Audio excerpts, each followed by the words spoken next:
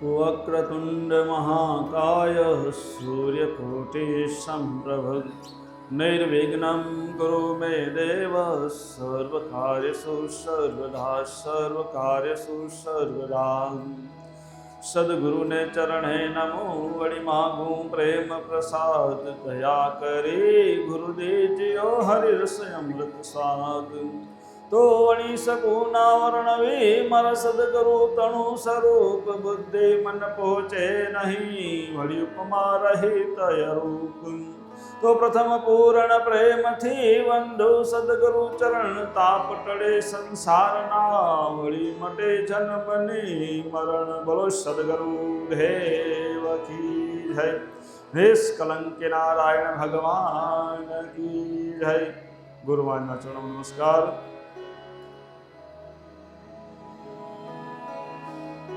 તેમજ આજે આપણે આ 11 દિવસીય અનુષ્ઠાનનો આજે 10મો દિવસ જોતજોતામાં દિવસો હાલ્યા જાય એમાં આપણી જિંદગીના પણ દિવસો જાય રહ્યા તો કાલે બધા એમ લો કે જશે ને તો એમ અંદરથી એમ થશે 10-11 દિવસ કેમ પૂરા થઈ ગયા પણ આપણી જિંદગી કેમ પૂરી થઈ ગઈ ને એ ખબર નહીં પડે। તો આપણે આ 11 દિવસીય અનુષ્ઠાનના 10મા દિવસના જ્ઞાન સત્રમાં ઉપસ્થિત એવા સંત શ્રી છગન બાપા તેમજ મુખી મહારાજો વડીલો માતાઓ બહેનો અને જુવાનો એમ સર્વે હરિભક્તોના હૃદયમાં વિરાજમાન પરમ કૃપાળુ પરમ ચૈતન્ય પરમાત્માને મારા કોટી કોટી પ્રણામ। આ સત્પનનું સ્વરૂપ લગભગ 7 દી થયા હાલે તો આ સત્પનનું સ્વરૂપ જે વેદોનો સાર કાઢે જેને અર્ક કહેવાય એવા શોર્ટમાં સદગુરુમાં જે આપેલા અર્કરૂપી 3 ટીપા ટેક પ્રતિજ્ઞા નિયમ તો આપણે ટેકનું તો વિશ્લેષણ કર્યું પછી પ્રતિજ્ઞાનું પણ વિશ્લેષણ કર્યું અને આપણે હવે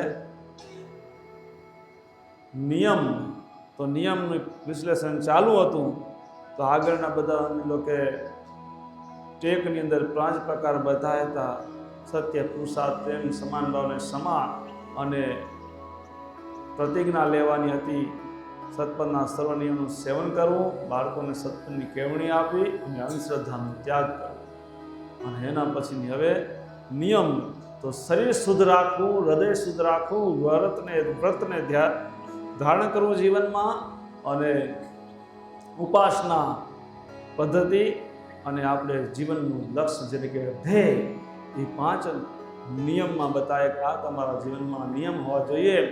તો આપણે ગઈકાલે શરીર શુદ્ધિની વાત થઈ અને હવે આવી હૃદય શુદ્ધિની વાત। તો હૃદય શુદ્ધિની જ્યાં સુધી હૃદય શુદ્ધ નહીં થાય ત્યાં સુધી બીજા જીવનમાં સમજી લો કે જે કંઈ નિયમ હશે જે કંઈ શાસ્ત્રના એ બધા અંદર આપણામાં ઠરશે નહીં। તો હૃદય શુદ્ધિ તો હૃદયની અંદર મેલ ક્યાંથી આવે તો હૃદયની અંદર મેલ આપણી અંદર ક્યાંથી જાય તો 3 જગ્યાથી જાય કેમ કે આહાર તેવો ઉડકાય હૃદયનો મેલ બધો આહારથી જાય ને આહાર કેટલી જગ્યાથી જાય તો મુખમાંથી પણ આહાર જાય આંખમાંથી આહાર જાય અને કાનમાંથી પણ આહાર જાય। આ બધો આહાર એવો આપણે પેટ ભરાય એને જ આહાર કહીએ પણ હૃદય સુધી માટે આ 3 આહારનું ધ્યાન રાખવું પડે। જો સમજી લો કે કાનમાંથી પણ સમજી લો કે ઉત્તમ જ્ઞાન સાંભળવામાં આવે અને કામ પૂરતો એનું સમજી લો કે સાંભળવું બાકી સમજી લો કે બીજા પ્રપંચ ન સાંભળવા એ પણ સમજી લો કાનનું તપ है। જો કાન તપસ્યા કરતું હોય આપણી ઇન્દ્રિય કાન ઇન્દ્રિય પર જો પવિત્ર રાખવામાં આવે તો એ હૃદય શુદ્ધ તો રહે નહીં તો રહે નહીં। અને દ્રશ્ય આ આંખથી દ્રશ્ય જોવામાં આવે તો દ્રશ્ય આપણું સમજી લો કે કેવા ભાવથી જોઈ રહ્યા તો જગતની અંદર બધા જ બ્રહ્મ સ્વરૂપે બધાની અંદર પરમાત્મા બેઠો એવા ભાવથી જોવામાં આવે તો સમજી લો કે હૃદય શુદ્ધ તો રહે। અને આ બધું કંઈ થાય તો આ બધા માટે પહેલો આહાર શુદ્ધ તો ભોજન પણ આપણું શુદ્ધ હોવું જોઈએ। આ મુખમાંથી જનારો આહાર પણ શુદ્ધ હોય તો જ સમજી લો કે આપણું વિચારો શુદ્ધ થાય, વિચાર શુદ્ધ થાય તો જ આપણું વર્તન શુદ્ધ થાય, નહીતર વર્તન સુધરે નહીં. તો આહાર આપણે ભોજન 3 પ્રકારના બતાવ્યા. એક સત્વગુણી ભોજન, એક રજોગુણી ભોજન, એક તમોગુણી ભોજન. તો તમોગુણી તો સત્વગુણી જેને કહેવાય સાત્વિક આહાર હોય, જેને ભક્તિ કરવી હોય, ભગવાનના માર્ગમાં આગળ ગતિ કરવી હોય અને પોતાના હૃદયને નિર્મળ બનાવવું હોય, મનને નિર્મળ બનાવવું હોય, એને સત્વગુણી આહાર લેવો જોઈએ.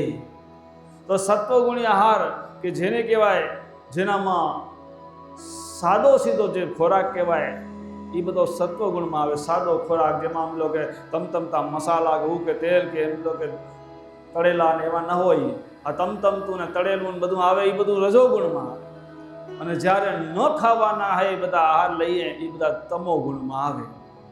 કેમ કે બધા ત્રણેય ગુણનું વિશ્લેષણ કરવા જશું તો સમય આપણે આજે એમ લો કે એક દીમાં સમજી લો કે ઘણું બધું કરવાનું નહીં, બધું ભેગું થશે નહીં.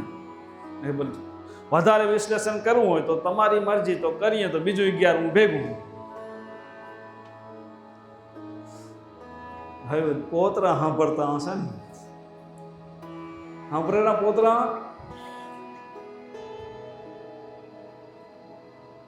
બોલે નહીં, હાય નહીં નાય નહીં. જો ના સાંભળતા હોય તો કહી દે નથી સાંભળતા, અને ઓમ કહી તો આપણું ખરાબ લાગે એટલે એ બોલતા નથી. હે રહેવું પડે તે શું, અહીંયા દોખે કાંઈ? તમને અહીંયા મજા આવેલી સાચું કહેજો ઈમાનદારીથી, કેટલાને મજા આવેલી? ઓહો, આ હાથ તો ઊંચો કર્યો તમે, પણ મજા આવી ક્યારે કહેવાય કે હું અહીંયા આવ્યો ને પછી જવાનું નામે ન લીધું એને મજા કહેવાય આવી. આ તમે તો કાલ બપોર પછી જોઉં કેટલાને મજા આવી, ખબર પડી જશે મજા કેટલાને આવી. આ બધાને પૂછ્યું, આ બધા સાક્ષી હે, હું આવ્યો પછી જવાનું નામ લીધું કે નહીં? આ જો આ મુખીએ કરા ના જવાનું નામ નથી લીધું. તો મજા આવી હોય તો મન ન જાય, ને મજા ના આવી હોય તો ભાગી જાય. પણ આ મજા ભલે જ્યાં હો ત્યાં, પણ આપણે ભક્તિની મજા તો બધે ભેગી જ રાખજો. જો સંસારની ને વ્યવહારની ને પ્રપંચમાં જો મજા માણી તો સમજી લો કે આપણું જીવન એળે જશે.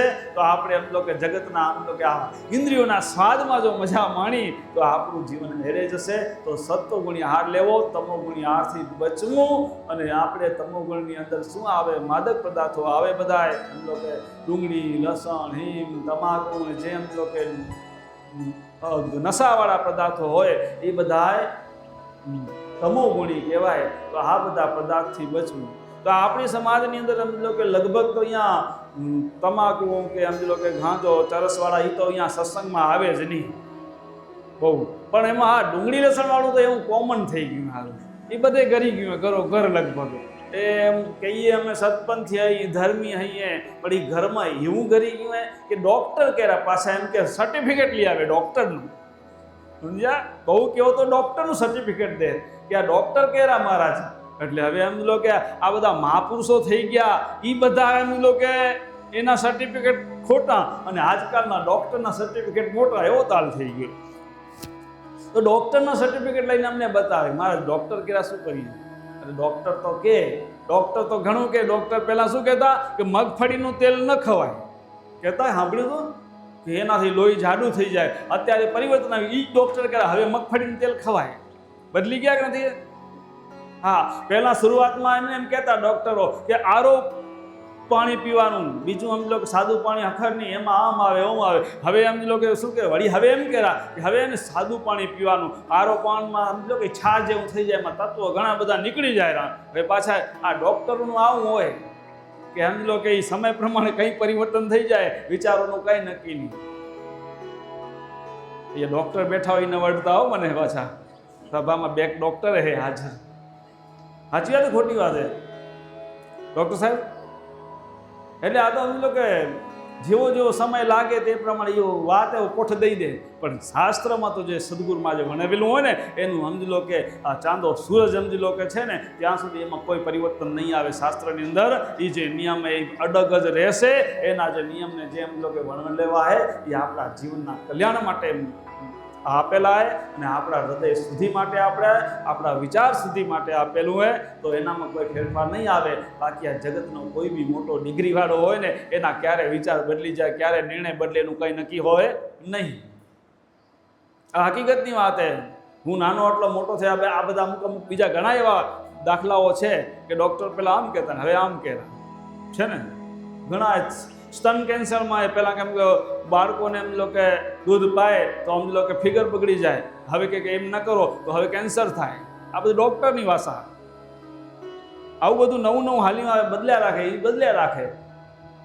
પણ જે સદગુરુ મહારાજે જે એમ લો કે જે મહાપુરુષોના સિદ્ધાંતો હોય એમાં કોઈ ફેરફાર નથી. એ તો અડગ ને અચળ એ આપણા આત્માના કલ્યાણ માટે, આપણા હૃદય સુધી માટે, આપણા વિચાર સુધી માટે અને આપણા જીવનના કલ્યાણ માટે. એમાં કોઈ ફેરફાર થશે નહીં. માટે પૂરેપૂરો વિશ્વાસ રાખી અને એનામાં લાગ્યા. આ શું કામ ના કીધી હશે? દુનિયા આખી ખાય પીવે અને ધર્મીઓને જ ના, એવું નથી કે આપણે સત્પંચ સંપ્રદાયની અંદર ના હે. દરેક સંપ્રદાયની અંદર સમજી લો કે આ બધી તામસી વસ્તુ ખાવાની ના હોય, કોઈ બી સંપ્રદાય હોય. બાકી પછી ન માને અને ખાય એ અલગ વાત છે. તો એ દરેક સંપ્રદાયને મનાઈ શું કામ કરી હશે? તો ડુંગળી લસણ છે ને એની ઉત્પત્તિ જોઈએ તો એની ઉત્પત્તિ છે એ અમૃતમાંથી થઈ. એટલે એમ લો કે આ ડૉક્ટરો કહેરા ને કે એનાથી લોહી પાતળું થાય ને આ થાય ને, એ વાત સાચી છે. ઔષધિનું કામ કરે એ ડૉક્ટર કહેરા એટલું સાચું. પણ આ બધી આગળ ડૉક્ટરને ખબર ન હોય ને કે શાસ્ત્રમાં શું કામ ના કીધી. એ તો શાસ્ત્રમાં ડૂબકી મારે તો ખબર પડે. એ તો ખાલી એનો ગુણધર્મ દવા પૂરતો જુએ. તો એ એમ લો કે ઔષધિનું કામ એટલે કે અમૃતમાંથી બનીએ તો એનામાં ગુણ તો સારા હોય, પણ એમાં સમજો નાક ખાવાનું કારણ શું? તો એની ઉત્પત્તિ અમૃતમાંથી હોવા છતાં પણ જ્યારે એની ઉત્પત્તિ થવાનું કારણ શું હતું, એની રીત કઈ હતી, જાણીએ ત્યારે ખબર પડે. તો એ ડુંગળી લસણની ઉત્પત્તિ અમૃતમાંથી થઈ, પણ અમૃત આવ્યું ક્યાંથી?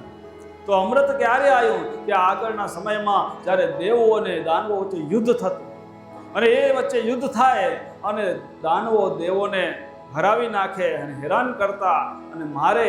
એટલે એ બીકથી ભગવાને કીધું કે વારે વારે દાનવો અને દેવો વચ્ચે યુદ્ધ થાય અને દેવોને હેરાન કરે, એના કરતાં એક કામ કરીએ કે આ દેવો જો અમૃત પી લે ને તો અમર થઈ જાય. પછી મને એમ જો કે મારી જવાબદારી ઓછી થઈ જાય, ટેન્શન મારું ઓછું થઈ જાય. ભગવાને વિચાર કર્યો. એટલે દેવો એના કારણે ગયા. આ દાનવો બહુ હેરાન કરતા હશે એટલે પ્રભુ કાંઈક ઉપાય કરો કે આ વારે વારે અમને દાનવો હેરાન કરેલા, હવે શું કરવું અમને? તો કે તમે એક કામ કરો કે સમુદ્ર મંથન કરો અને સમુદ્ર મંથન કરો ને એમાંથી જે અમૃત નીકળે અને એ અમૃત પી જાઓ તો તમે અમર થઈ જાઓ. હા, એ તો બરોબર. પણ ભગવાને ભેગું કીધું કે એ કામ એવું એને કે તમારા એકલાથી થશે નહીં. આ તો બહુ જબરું કામ છે, એનામાં શક્તિ ઘણી જોઈશે અને તમારા એકલાથી થાય એમ નથી. એ જો એટલો કામ કરવું તો તમે દેવ અને દાનવો ભેગા થાઓ અને બેની શક્તિ ભેગી થાય અને સમુદ્ર મંથન થાય તો અમૃત નીકળે. ભાઈ દેવો કે આ તો બધી ઉપાધિ પાછી, હવે ઓને અમારા બેનું બને નહીં અને આ ક્યાં મેળ ખાય? ભગવાન વિષ્ણુ તો એકદમ હોશિયાર. એ તો ગમે ત્યાંથી કામ કઢાવી લે ભલભલા કનેથી. એટલે ભગવાને કીધું એ તમે ટેન્શન ના લો, પ્લાન નકશો બધો હું તમને કહું એ પ્રમાણે કરજો એટલે તમારા કામ બધા થઈ જશે. કે ભલે પ્રભુ શું કરીએ કે તમારે જઈને દેવો દાનવો કને જવાનું અને બધું અવળું કહેવાનું. એટલે અવળું કહેશો એટલે હવળું થઈ જશે. દાનવાનો સ્વભાવ શું હોય, કોઈ સાચી સલાહ દે ને તો ઊંધું જ કરે, હા માને નહીં કેનું હોય. એટલે કે તમારે અવળું કરવાનું. હા ભલે ભગવાનને બધું સમજાવી દીધું, શીખાડી દીધું અને પછી મગને ગયા શું શું કેવું બધું કીધું હતું. ગયા દાનવો કને જઈને કે જુઓ આપણે એક કામ કરીએ ભેગા થઈને કે સમુદ્ર મંથન કરીએ ને એમાંથી જો અમૃત જે નીકળે ને એ પીએ તો અમર થઈ જઈએ. પણ ભગવાને આશ્વાસન દીધેલું અમૃત નીકળે તમે ભેગા કરશો ને તો ટેન્શન લેજો, હું પાઈશ તો તમને, બીજાને પીવા નહીં દઉં. એટલે અંદર હિંમત હતી કે ભગવાન આપણા ભેગા, વાંધો નહીં. એટલે આ દેવોએ દાનવોને કીધું કે અંદરથી અમૃત નીકળે પી તો અમર થઈ જઈએ. દાનવોએ વિચાર કર્યો દેવોનું ને અમારું બને નહીં અને આવી ઉત્તમ સલાહ અમને કેમ દે? સમજો કે જેનાથી આપણી બનતી ન હોય એને કંઈ આપણે સાચી સલાહ આખર સલાહ દઈએ એ તો અમે ગુપ્ત રાખીએ કે આ આમ કે આવું કેમ કહી દે આપને ખોલું. એટલે કે આપણી તમારી બનતી નથી ને કેમ તમે આ સલાહ અમને કહેવા કે બધું તમારું પ્લાન? કે જુઓ આમાં એવું હોય કે અમારી તાકાત એકલાની નથી કે આ સમુદ્ર મંથન થાય ને એમાંથી અમૃત કાઢી શકીએ. અને તમારી એકલાની તાકાત નથી કે તમે એકલા સમુદ્ર મંથન કરી અને એમાંથી અમૃત કાઢી શકો. આપણે બે ભેગા થઈએ ને તો જ આ કામ થાય. માટે અમે તમને ગમે એમ પ્લાન દઈ દઈને તો એ તમારાથી નહીં થાય, અને અમારા કને પ્લાન હશે તો અમારાથી નહીં થાય. ભેગા થશું તો થશે, કેમ કે શક્તિ આમાં ઘણી જોઈશે. વિચાર કર્યો અસુરોએ, વાત તો સાચી, એકલાથી આપણાથી ન થાય તો ખબર હોય તો શું કામનું. એક કામ કરી, મનમાં રાખ્યું કપટ, કેમ કે અસુરોના મનમાં તો કપટ હોય, એટલે કપટ રાખીને વાત કરી, કાંઈ વાંધો નહીં કે આપણે ભેગા થઈને કરીએ સમુદ્ર મંથન. સમુદ્ર મંથનની તૈયારી કરી. સમુદ્ર મંથનની કરવા તૈયારી માટે મેરુ પર્વતનો રવૈયો બનાવ્યો, વાસુકી નાગનું નેત્રું બનાવ્યું દોરી, અને આ કરી જેમ છાય વલવવાની તૈયારી કરી. વલવવાની તૈયારી કરીને જ્યાં બધા ભેગા વલવવાનું જે હામામાં ઉભા રહ્યા, તો એ વળી દેવોએ કીધું, ભગવાને શીખાડેલું તમારે આવડું જ કહેવાનું, એટલે આવડું થઈ જશે, તમારું કામ બનતું જશે. એટલે સીધું દેવોએ કીધું, જો અમે તો દેવ હઈએ, માટે અમે છે ને ફેણ બાજુ રહેશું નાગની, અને તમે એમ લો કે દાનવો માટે પૂછડા બાજુ રહેજો. કે દાનવો કે અમે કાંઈ જેવા તેવા થોડા અહીં કે પૂછડા બાજુ રહીએ, રહેશું તો અમે ફેણ બાજુ રહેશું, તમને જવું હોય પૂછડા બાજુ જાઓ તો કરવું હોય કામ, નહીંતર કામ નથી કરવું. દેવો કે ભલે ભલે, તમે જેમ કહો એમ કરી, તમે મોટા બીજું શું, જાઓ ફેણ બાજુ, અમે પૂછડા બાજુ જઈએ. જ્યાં પૂછડા બાજુ દેવો અને ફેણ બાજુ વટમાં ને વટમાં ગયા અસુરો, અને જ્યાં સમુદ્ર મંથન ચાલુ છે, સમુદ્ર મંથન ચાલુ થાય ને નાગને ખેંચો દોરીના ગોળે, તો થાય શું, પેલા માઉં ખેંચતી ને હવે દોરી નથી ખેંચવી પડે, પેલા છા કરતી હવારી મંડતી બે હાથેથી. આ છા તો એક ઘોડી હોય એટલી, સમજી લો કે 20 લીટર કે 25 લીટર 30 લીટર કે 50 લીટરની, પણ જેને કે આ તો આખો સમુદ્રનું મંથન કરવું એટલે જોર ઘણું આવે. એટલે એક બાજુ દાનવ અને દેવ, આ ફેણ બાજુ દાનવો અને પૂછડા બાજુ દેવ. આ સમુદ્ર મંથન જ્યાં ચાલુ થયું તેમ નાગને સમજી લો કે શું કે ખેંચાય એટલે તકલીફ થાય, અને તકલીફ થાય એટલે જાગ મૂકે, ઝેર ઓકવાનું ચાલુ કર્યું, સીધું ઝેર પડે દાનવ માથે, અને દાનવ માથે ઝેર પડે ને એ ઝેરના કારણે બધા દાનવો છે ને કાળા ભૂસ થઈ ગયા. જોજો દાનવોના ફોટા હશે ને તો કાળા હશે, એમને દેવોના જાણે હમણાં મેકઅપ કરાવીને ના આવ્યા હોય, જોયા હોય ફોટા તો જોજો કેવા હોય. તો દાનવો બધા કાળા, જો ભગવાને હતા કાળા કેમ થઈ ગયા? જો ભગવાન કૃષ્ણ જ્યારે યમુના નદીની અંદર કાલીનાગને નાથવા ગયા, અને કાલીનાગના ઝેરના કારણે ભગવાન કૃષ્ણ પણ કાળા થઈ ગયા હતા, એમ ભગવાન ઝેરના કારણે કાળા થઈ ગયા હતા, એમાં આ દાનવો બધાએ આ ઝેરના કારણે કાળા થઈ ગયા. હવે કરે શું, પોતે હાથે કરીને માગ્યું તું, લીધું તું. અને આ કાર્યક્રમ ચાલુ રહ્યો, સમુદ્ર મંથન થતું આવે, અંદરથી વારાફરતી એમ 14 રત્નો નીકળ્યા. જેમ જેમ રત્ન નીકળતા આવે એને એમ લોકો વેચાતા આવે. અંદરથી એરાવત હાથી ને લક્ષ્મીજી ને બધા નીકળતા આવ્યા વારાફરતી, બધા ધન્વંતરી દેવ ને બધા અંદરથી નીકળતા આવ્યા. જેમ જેમ નીકળતા બધા વેચાતા ગયા. એરાવતી હાથી તો ઇન્દ્રને દીધો, લક્ષ્મીજી ગયા આપણે વિષ્ણુ કને, એમ બધા બટાતે 13મું રત્ન જ્યારે આવ્યું, 13મા રત્નમાં ઝેર નીકળ્યું, અને ઝેર નીકળ્યું હળાહળ, એટલે બધાય પરા, કોઈ લેવા તૈયાર નહીં. હવે કોઈ લેવા તૈયાર નહીં ઝેર, એટલે હવે કોણ લેશે? બધા કે અમે ન લઈ ઝેર, કોઈ ન લઈ. અને મહાદેવ બેઠા હતા સમાધિમાં, સમાધિમાં શિવને જઈને કહીએ એ જગાડો સમાધિમાં, એ આ લે, બીજું કોઈ લેશે નહીં. અને જઈને શિવને જગાડ્યા અને કીધું આ ઝેર નીકળ્યો કોઈ લેવા તૈયાર નથી, શું તમે લેશો? શિવ કે તમને જે ન ખપે એ દેવ મને, બાકી જે ખપે એ રાખો તમારા જીવ. અને એ ઝેર શિવ પોતે હળાહળ પી ગયા, અને ક્યાં રાખ્યું? કંઠમાં. અને કંઠમાં રાખ્યું એટલે થઈ ગયો કંઠ નીલવર્ણ, એટલે એને નીલકંઠ કહેવાના અને મહાદેવ કહેવાના. હવે જો દેવો તો ગણાય કે બીજા દેવોની કાંઈ કળા ઓછી નથી. વિષ્ણુ ને બ્રહ્મા ને એક સર્જન કરે ને જગતનું પાલન કરે ને આ તો સાર કરે ને આખો દી બેઠા પડ્યા હોય, તો એ મહાદેવ કેમ કહેવાના? કે જેને કંઈ ન જોઈતું હોય એ અપનાય, બાકી બધા ખરેખર અપનાય. જો બધા એમ લો કે વિષ્ણુના દાગીના કેવા, તો એ હોના ઝવેરા સોના ચાંદીના બધું એવું, એ બધું સારું સારું એનું વૈકુંઠ જોવો ને તો એ આમ જેને કે ઝગમગાટ કરતું હોય વૈકુંઠ. દેવોનું તો દેવલોક પણ ઝગમગાટ કરતો હોય બધાનું એવું. અને આ મહાદેવનો કે દાગીના જોઈએ તો કેવા, એને દાગીના જો બાજુમાં પડ્યા હોય તો ભાગીએ એવા. મહાદેવના દાગીના બાજુમાં હોય તો ભાગીએ. તો એના બધા કોઈ ના રાખે એવા ઝેરવાળા બધા, એના બધા સાથીઓ કેવા, તો ભૂતગણ ને બધા એના. એટલે કે જે ન ખપે એ આપણું, એટલે બધું એવું અપનાવ્યું. જે કોઈ ન અપનાવે એને જે અપનાવે ને એ મહાન કહેવાય. તો આપણે જીવનની અંદર સમજી લો ભાઈમાં હોય ભાગલા થાય ને, કોઈ કે આ નથી ખપતું લઈ લેવાનું, સમજી લો કે તને ખપી રાખ ભાઈ, તો એ મહાન કહેવાય. જતું કરતા શીખે એ મહાન કહેવાય. માટે મહાદેવ મહાન કહેવાના. અને કામ સમજી લો કે મહાન થવું હોય તો વાલામાં વાલું હોય એ સમજી લો કે ભગવાનને અર્પણ કરી દો તો મહાન કહેવાય, બાકી મહાન થવાય નહીં. તો આમ લોકો કંઈ ન ગમે, કોઈને ન ખપતું હોય, કોઈ અપનાવે નહીં, એને અપનાવીએ તો મહાન, અને વાલામાં વાલું હોય એ સમર્પણ કરી દે તો મહાન. એક વખત એવું થયું, ગુરુ મહારાજ બ્રહ્મલીન થયા તો આ આગળ બાપા બેઠા ને એ ઉંમરના ભાઈઓ, 2-3 ભાઈઓ મને કે ધન્ય હે કે તમારા મા બાપને કે તમને અહીંયા મૂક્યા ત્યાં આશ્રમ હચવાઈ ગયો.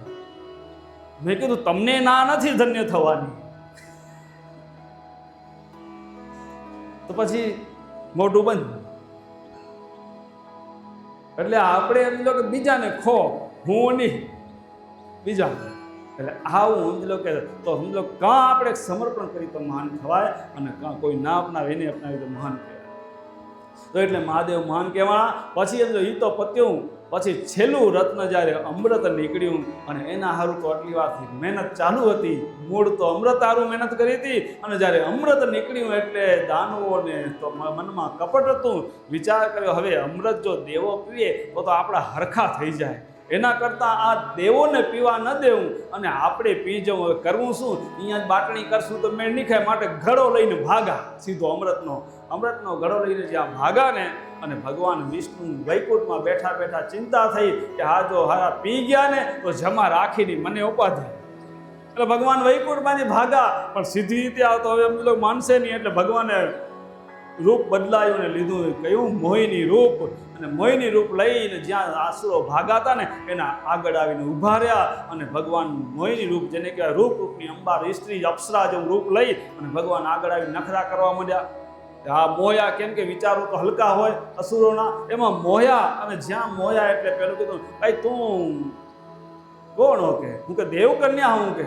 તો કે અમારા ભેગે લગ્ન કરીશ, અમારા ભેગે હાલીશ કે? હા એ બધું કરું, પણ આ તમે શું લઈને જાવ એ તો કહો મને. પેલું કે ભાગાવો, શું લઈને ભાગાવો? કે આ તો અમૃત ક્યાંથી આવ્યું? હા મેં દેવોને દાનવોએ સમુદ્ર મંથન કર્યું, એમાંથી આ અમૃત નીકળ્યું હોય તો દેવો ક્યાં ગયા? કે આ ને અમારે પીવું હોય, દેવોને દેવું નથી. જો હું દેવ કન્યા હું અનિતિવાળાથી લગ્ન ન કરું, કે એના ભેગી ન જાઉં, કે નીતિથી વર્તે એના ભેગી જાઉં. તમે મને એ ઘડો દો, હું દેવને દાનવને બેને પાઉં, બે પીવો તો તમારા ભેગી હાલો લગ્ન બગન કરું, બાકી નહીં તો આપણું ન બને. આ જ્યાં મોહ થાય ને ત્યાં માણસ ભાન ભૂલે, અને ત્યાં લો કે આખે ભલે તમે જેમ કહો એમ કરીએ લો કરો, તમે કહો એમ કરીએ, લગ્ન અમારાથી કરતા હાલતા ભેગા તો તમે કહો એમ કરીએ. અને ઘડો દીધો ભગવાનને. ભગવાનની તો માયા અપરંપાર. ભગવાને બેને એમ તો દેવોને દાનવોને ભેગા કરી અને પાંગત પડાવી દીધી. હામ એક બાજુ દેવો ને એક બાજુ દાનવ. અને જ્યાં પાંગતમાં બેઠા હતા અને ભગવાને અમૃત વહેંચવાનું ચાલુ કર્યું. ભગવાને નક્કી કર્યું હતું કે દેવોને અમૃત દેવું, બાકી એમ લોકો દાનવોને દેવાય નહીં તો એ જગતમાં ઊંધું આમું જ કરશે. એટલે દેવોને જ્યાં દે ત્યાં અમૃત દેતા આવે, અને જ્યાં આ બાજુ દાનવને દે ત્યારે ઘડો પણ same to same material change. હા ભગવાનની લીલા તો અપરંપારે, એ ધારે એ કરે. જ્યાં દેવને અમૃત અને દાનવને મદિરા દેતા આવે, અને દાનવ પીતા આવે ને આમ ખુશ થાય. ઓહો આ જુઓ તો ખરા, આનો અમૃતનો ટેસ્ટ કેવો, રોજ પી રહ્યા એના જેવો જ ટેસ્ટ છે. કે બધા એવા જ હોય ને. મદિરા એટલે દારૂ, દાનવો તો દારૂ ને જ માંસ ને એવું ખાતા હોય. એટલે કે આ તો રોજ પીરા એને જેવો ટેસ્ટ છે, રોજ પીવા એને જેવો ટેસ્ટ નથી. આ રોજ વાળો જ માં લે. ભગવાન એમ દેતા જતા હતા. એનામાં પેલા રાહુલ ને જે કેતુ હતા એ જરા હોશિયાર હતા. એને વિચાર કર્યો કે આમાં કંઈક દાળોમાં કાળું લાગે, એટલે પોતે હતા તો બધા અસુરો માયાવી. આ બેમાં હોશિયારતા ઊભા થઈ અને પોતાનું સ્વરૂપ બદલાવી અને દેવ જેવું રૂપ બનાવી. માયાવી હતા, રૂપ બદલાવી શકતા. દેવ જેવું રૂપ કરીને ચંદ્રની સૂર્યની વચમાં જઈને બેહી ગયા. દેતે ભગવાને એને દઈ દીધું. અને ભગવાને જ્યાં એને દીધું ત્યાં જ ચંદ્રને સૂર્ય ચાડી ખાધી. હે પ્રભુ, આ કે દેવ નથી દાનવ હે. હવે દીધું તો પીનારા છે, એટલે દીધું એટલે સીધું પીવા માંડ્યા. અને ભગવાનને જ્યાં કીધું ચંદ્ર સૂર્ય કે આ દેવ નથી દાનવ હે, ત્યાં જ ભગવાને પોતાનું મૂળ સ્વરૂપ ચતુર્ભુજ સ્વરૂપ ધારણ કરી અને ચક્ર હાથમાં ધારણ કરી પીધું તો હતું, અને સીધી નળી કાપી નાખી. જ્યાં નળી કાપી એટલે મોઢામાં ગયું હતું, પણ પેટમાં જવાના બદલે પડ્યું પટમાં અને જમીન ઉપર પડવાથી એ હતું અમૃત, એમાંથી ડુંગળી ને લસણની ઉત્પત્તિ થઈ અમૃતમાંથી. હવે એ અમૃતમાંથી ઉત્પત્તિ થઈ, એનામાં ઔષધિ ગુણ આવી ગયા, પણ હાથે હાથે અસુરના મુખમાંથી થવાના કારણે એમાં તામસી ગુણ પણ ભેગા આવી. હવે તામસી ગુણ આવવાના કારણે એનામાં તામસ ગુણ આવ્યું અને એ ડુંગળી લસણ ખાવાથી મરાય નહીં, લોહી પાતળું થાય, બધું થાય. વાત સાચી. તો આ શાસ્ત્રમાં ના શું કામ કીધી? તો એના હારું એટલે ના કીધી કે આ તામસ ગુણો જે અસુરના ગુણ એમાં આવી જવાથી એ આપણે ખાઈએ તો આપણે જે જપ કરી, તપ કરી, સાધના કરીએ, જે કંઈ કરીએ એની જે આપણામાં ઉર્જા ઉત્પન્ન થવી ખપે ને, એ ઉર્જા બધી દબાઈ જાય અને એનો પૂરો લાભ આપને મળે નહીં. એટલા માટે ના પાડીએ. બાકી આપણે એમ લો કે ખાલી ઢેડા કરવા હોય તો ખાવાની છૂટ, કે આમ લોકો જપ ને તપ ને સાધના બધું કર્યા રાખવાનું, અને પૂરી વળતર મળે ના મળે વાંધો ન હોય તો ન ખાવાની છૂટ, અને જો પૂરી વળતર જોઈતી હોય તો ન ખવાય. હવે આપણે જે કંઈ કરીએ જપ તપ સાધનાની પૂરી વળતર જોઈએ કે ન જોઈએ? જોઈએ તો ન ખવાય. ન જોઈતી હોય ખાલી ઢેડા કરવા હોય તો ખવાય. હવે તમે બધા હો સમજુ, જાજુ કહેવાની જરૂર નથી. બધા જે કંઈ કાર્ય કરીએ એની વળતર તો બધાને જોઈતી જ હોય, જોઈતી હોય ને જોઈતી હોય, આ બધાને જોઈએ. માટે એમ લો કે આપણે એ ખવાય નહીં. તો આપણે એમ લો એ ખાવાથી આપણા બધું એમ લો મહેનત એડે જાય અને આ લો કે લોહી પાતળું થાય. તો આપને એમ થાય કે પછી મહારાજ આ ડૉક્ટરો કહેરા લોહી પાતળું કરવા માટે ખાવાનું, તો પછી શું કરીએ? તો ભગવાન તો સમજી લો કે લોહી પાતળું કરવાનો જે ગુણધર્મ જે તત્વમાં છે એ શું ડુંગળી લસણમાં જ મૂક્યો છે. દાખલા તરીકે એક વાત કરીએ, આપણે કોઈ માથું દુખતું હોય તો ઘણા ગોળીઓ રાખે, અમુક સામાન્ય ગોળીઓ. માથું દુખે તો ઘરે જ પતી જાય તો ફેલાની ગમે એક કંપનીની ગોળી રાખતા હોય ઘરમાં. ગમે એનું માથું દુખે એટલે ગોળી ખાઈ લે. હવે એ ગોળી એમ લો કે થઈ રહી હોય અને બજારમાં કહીને મૂકીએ લેવા, અને એ કંપનીની એમ તો મેડિકલમાં ગોળી થઈ રહી હોય અને એક મેડિકલવાળો એમ કહેશે ના કે એ કંપની નથી, પણ એવી જ સમજી લો કે બીજી કંપનીની ગોળી એ માથું મટાડવાની હાલશે. તો શું કરો? એ ના હોય તો બીજી લઈ આવો. કંપની બીજી હોય પણ અંદર તત્વ એ જ હોય. અંદર જે આવતું હોય પેરાસિટામોલ એ જ આવતું હોય, અંદર એ જ આવે ને. તો સમજો અંદર તત્વ એક જ હોય. ડૉક્ટર સાહેબ કંપની બીજી હોય તો વાંધો આવે ખરો? કાંઈ વાંધો ના આવે. તો સમજો કે કંપની બદલી જાય પણ જો તત્વ એક જ હોય તો એ ગોળી એટલું જ કામ કરે. એમ સમજો કે ડુંગળી લસણમાં સમજો કે લોહી પાતળું કરવાનું ગુણધર્મ હોય એવું થોડું હોય, બીજા હોય કે ન હોય? તો બીજી ઘણી વસ્તુમાં એવું હોય કે જેનાથી લોહી પાતળું થાય. હરુભરું આ ના કીધીએ ને એ જ ખપે. ડાયાબિટીસ વાળો હોય ને એને લાડવા ખાવાનું જ મન થાય, એને પેડા ખાવાનું જ મન થાય. ડૉક્ટર ના કીધી એ જ ખાવાનું મન થાય. પછી બાપાઓ શું કરે? ઘરે તો છોરાઓ જોતા હોય તો બહુ ખાઈ ના શકે, પણ ક્યાંક પ્રસંગ હોય કે છોરા હાજર ના હોય ને તો એ છેનામના ઠપકાવી જાય બે ચાર ભેગા. બાજુમાં ખબર હોય કે ડાયાબિટીસ છે તો શું કે ખબર? બાપા તમે ડાયાબિટીસ છે ને તમે ઘરે છોરા હોય તો ખાવા ન જડે, આજે તો ખાઈ લઉં, 2 ગોળી હેલી ખાઈ લઈશ કે. આવા બાપા હોય 2 ગોળી હેલી ખાઈ લીધી, પણ છોરા હોય તો ખાવા ન જડે કે છોરામાં એમ ચોકી કરી બેઠા હોય. એના ગોળે આપણે સમજી લો કે શાસ્ત્રમાં ના કીધીએ એ જ ખપે. તો દાખલા લોહી પાતળું કરવાની ઘણી એમ લો કે દાખલા તરીકે તજ છે, તજથી પણ આપણે કોલેસ્ટ્રોલ ઘટે અને એનાથી પણ લોહી પાતળું થાય. બરોબર. પછી આપણે સોપારી છે, એનાથી લોહી પાતળું થાય. પણ સોપારી લોહી પાતળું થાય ખરું, પણ એમાં પાછી ચોખ કરવી પડે. હારી ચોખ્ખી કાચી સોપારીઓ ભેળસેળવાળી ના આવી જાય એ જોવું પડે. પાછા બધા છોરા હોશિયાર, મારા તમે સોપારી કીધી હતી ભેગું ભેળસેળ આવે એ પાછું સમજો કે ભેળસેળવાળીની ચોખ્ખી. જો ચોખ્ખી સોપારીનું તો પૂજન કરી રહ્યા આપણે, પણ ક્યાં એમ લો તમાકુ રાખીને પૂજન કરી રહ્યા? હે હા, રંગેલી આવે કલર બલર બધું અંદર સુગંધ બુગંધ નાખીને. એટલે આપણે ચોખ્ખી.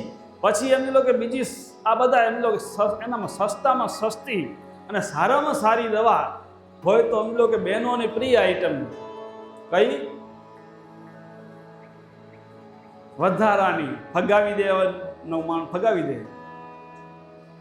આંબલી તો લઈ આવે ને દાળમાં ના શાકમાં નાખવાનું. આંબલીના ઠળિયા જે કચીકા કહેવાય એ પહેલાંની બહેનોને બહુ પ્રિય હતી. હમણાંની ખબર નહીં આવે, હમણાં નવી ફેશન આવી હોય તો. કચીકા ખાઓ ખરી માતાજી? ઓહો માતાજી હાથ ઊંચા કરે ને કોક. કેટલા ખાવ માતાજી? કચીકા કેટલાને ભાવે? હા જો એક કામ કરવાનું, કચીકા ને પછી શેકીને રાખી દેવાના અને સવાર સાંજ બપોર જેમ ડૉક્ટર લખી દે ને ગોળી એમ સવાર સાંજ બપોર એક એક લઈ લેવાનું ઉપવાસ ભેગો, એટલે તમારું લોહી પોતે પાતળું થઈ જશે. આ જો સસ્તી સુખડીને સિદ્ધપુરની યાત્રા, પણ હારું ના કીધી હોય એ જ ખાવાનું મન થાય. આ ડૉક્ટરના બહાના કાઢો. પછી ઘણા અળસી આવે, પછી એમ જો આયુર્વેદમાં તમે ચેક કરો ને તો ઘણી વસ્તુ તમને મળી જાય બીજી પણ લોહી પાતળી કરવા માટે. હરુભરું ડુંગળી લસણથી જ થાય એવું નથી, પણ હારું આ જીભના હવાદે હાલી જાય. આમ તો હવાદે કેવું હોય એ ખાઈ આવો તો બાજુવાળાને ખબર પડે કે આ ડુંગળી ખાઈ આવ્યો હોય. બીજું ગમે એવું લાડવા કે બદામ કે કાજુ કે પિસ્તા કે ખાઈ આવો તો ખબર પડે શું ખાઈ આવ્યા? ના, આ બાજુવાળાને ખબર પડી જાય શું કરી આવ્યા. હે અખડી ન રહે, એ ગંધ એમાં આવી ગઈ, કેમ કે અસુરના મુખમાંથી આવીને એટલે એનામાં ગંધ પણ ભેગી આવી ગઈ. તામસ તત્વ એટલે શાસ્ત્રોમાં મનાઈ કરીએ, અને આપણે આપણું હૃદય શુદ્ધ કરવું હોય તો જે શાસ્ત્રમાં મના કરે ના કીધેલી વસ્તુ આપણાથી લેવાય નહીં. અને સાત્વિક આહાર લેશું તો આપણું લોહી શુદ્ધ થશે. અને લોહી જેમ કેમ કે આહાર તેવો ઓડકાર, જે ખાઈએ ને એમાંથી જ લોહી બને. અને જેવો આહાર લઈએ તેવું લોહી, જેવું લોહી હોય તેવું મન બને, જેવું મન બને તેવા વિચાર આવે, જેવા વિચાર આવે એવું પછી આચરણ કરવાની ઈચ્છા થાય, અને પછી આપણી ગતિ એ સાઈડ થાય અને પરમાત્માથી પછી છેટા થઈએ. ભલે ને માળાઓ તોડી નાખો પણ મન લાગે જ નહીં. મહારાજ અમે બેહીએ ના ધ્યાનમાં પણ મન લાગતું નથી, કેમ કે તામસ ગુણ ને રજો ગુણ વાળો આહાર લ્યો ત્યાં સુધી મન ચોટે નહીં. તો સાદો આહાર જોઈએ, પવિત્ર આહાર જોઈએ, શુદ્ધ આહાર જોઈએ. પહેલું પગલું એ, કેમ કે આહાર શુદ્ધિ હશે તો વિચાર શુદ્ધિ આવશે, વિચાર શુદ્ધિ આવશે તો પછી આચરણ શુદ્ધ થશે, અને આચરણ શુદ્ધ થશે ત્યારે આપણું મન સ્થિર થશે. ત્યાં સુધી મન સ્થિર થશે નહીં.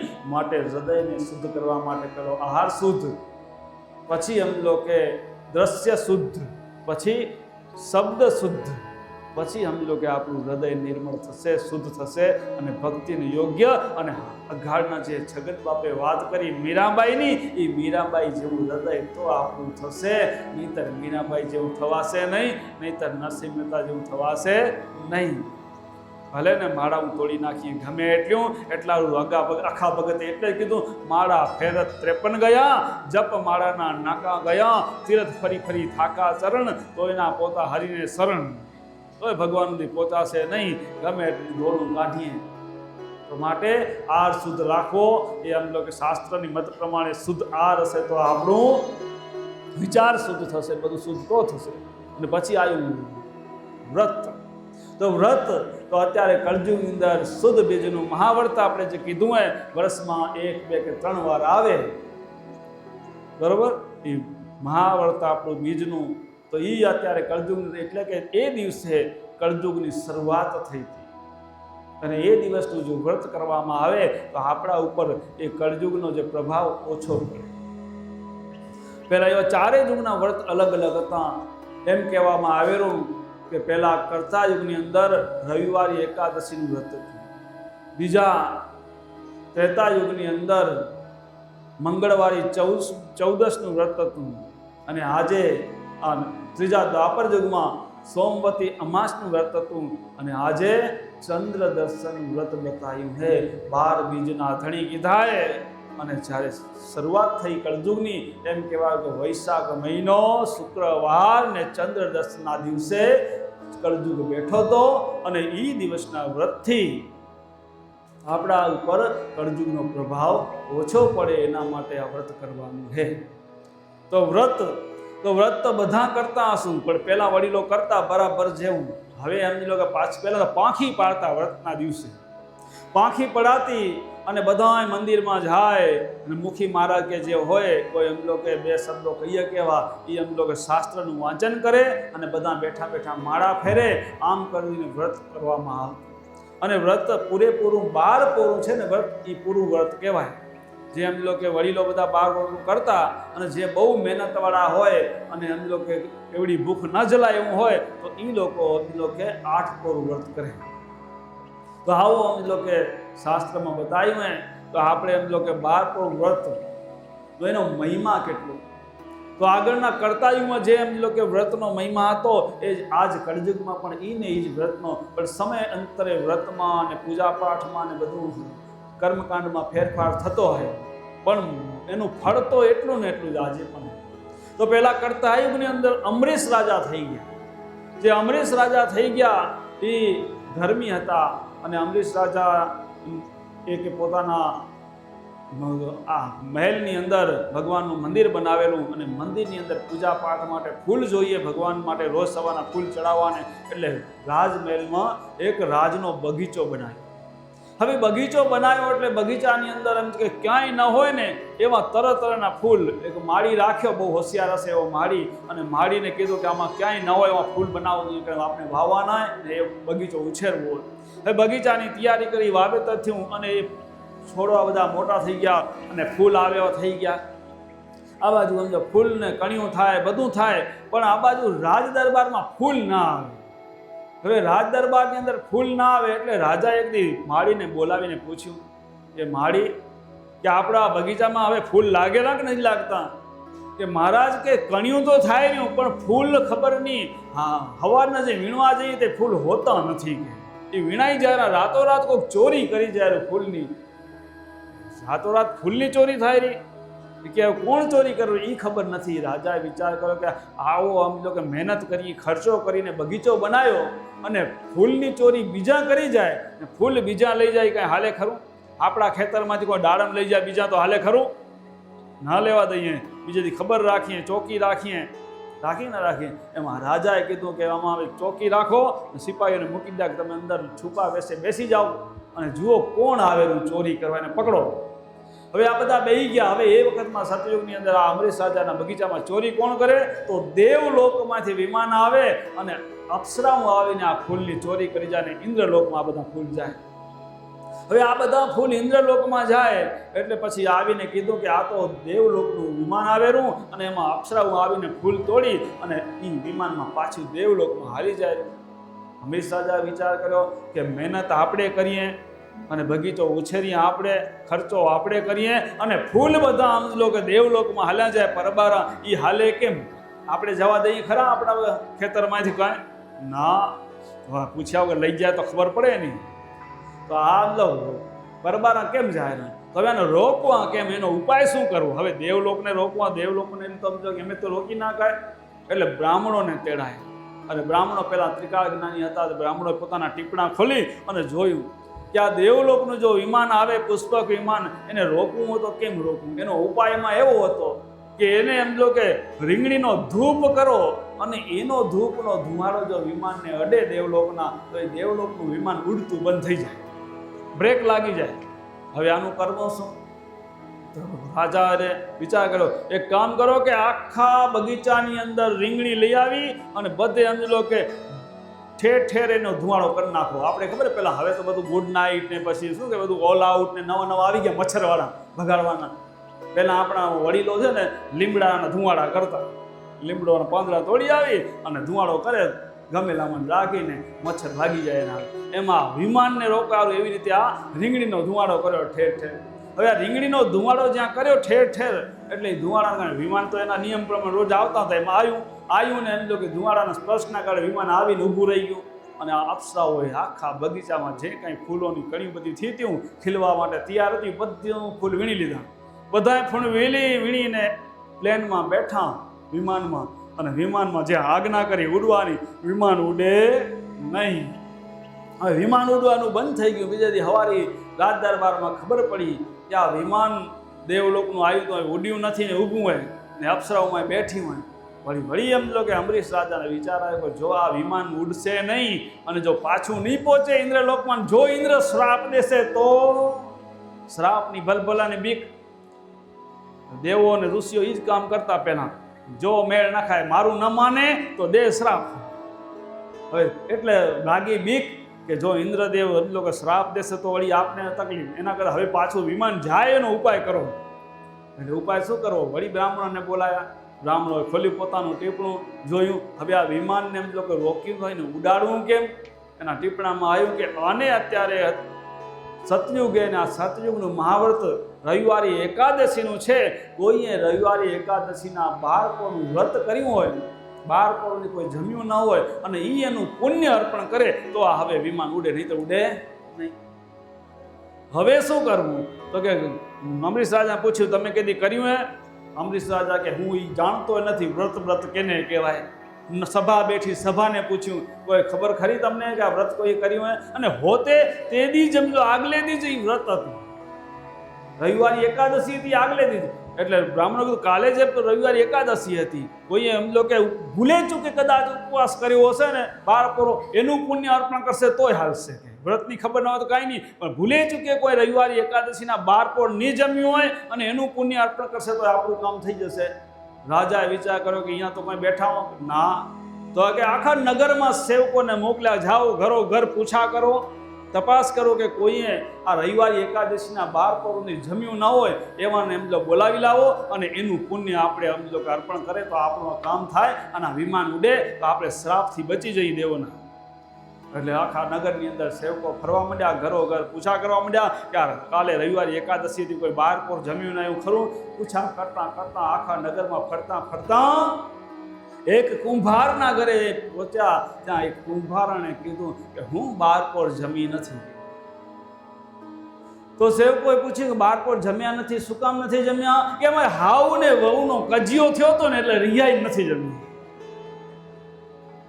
હવે હાવના કજિયામાં રિયાઈ નથી જમી તો એ કે તમે આજે 12 પોર નથી જમ્યા રવિવારી એકાદશીના, એના પ્રતાપે એનું તમે પુણ્ય અર્પણ કરો તો અમરીશ રાજાનું કામ થાય. આ દેવોનું જે વિમાન સમજો કે ઉડતું બંધ થયું એને ઉડતું થાય ને દેવલોકમાં પાછું જાય તો શ્રાપથી બચી જઈએ. આ કુંભારણે વિચાર કર્યો કે જેને કહેવાય રિયાઈને ન ખાધું હોય એનું પુણ્ય કેવું. પણ બ્રાહ્મણોએ કીધું હતું કે કદાચ ભૂલે ચૂકે જો સમજો કે રવિવારી એકાદશીના 12 પોર નિજમ્યા હોય ને એનું પુણ્ય હાલશે અને એનું પુણ્ય એ કે જો એમ કામ થતું હોય તો હાલો હું મારું પુણ્ય અર્પણ કરું, કાંઈ વાંધો નહીં, રાજાનું કામ થાય તો. રાજા તો ધર્મી હતા, પ્રજાપાલક ગૌપાલક હતા, એટલે બધાને એમ જો રાજાથી પ્રેમ હતો, પ્રજા બધી ચાહતી. લઈ ગયા રાજા કને, રાજાએ પૂછ્યું કે તમે કાં નથી ખાધું? કે આ રિયાઈ નથી ખાધું. બ્રાહ્મણો કે વાંધો નહીં, કે તમે તમારા 12 પોર નથી જમ્યા એનું ફળ અર્પણ કરો તો આ રાજાનું કામ થઈ જાય. અને હાથમાં પાણી લઈ સંકલ્પ કરાયો બ્રાહ્મણો ભેગા થઈને, અને આ જે કંઈ મેં આ 12 પોર કાલે રવિવારી એકાદશી હતી એનું જે એમ કે ફળ હોય એ ફળ હું બધું આ રાજાને અર્પણ કરું કે આ વિમાન એનું જે અટક્યું હોય દેવલોકનું એ મારા આ પુણ્યના પ્રતાપે જો ઉડતું હોય તો ઉડે.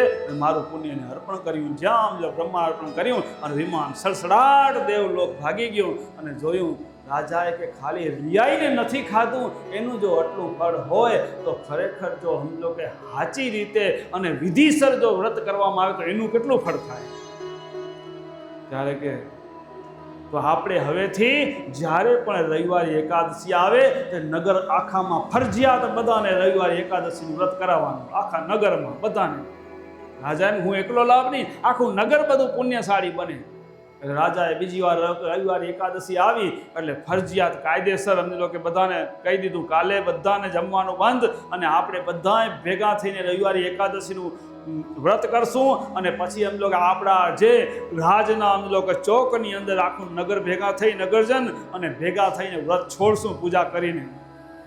બધા અહીંયા નગરજનો વ્રત છોડવાનો ટાઈમ થાય એટલે બધા અહીંયા પહોંચી આવજો અને પૂજા થશે.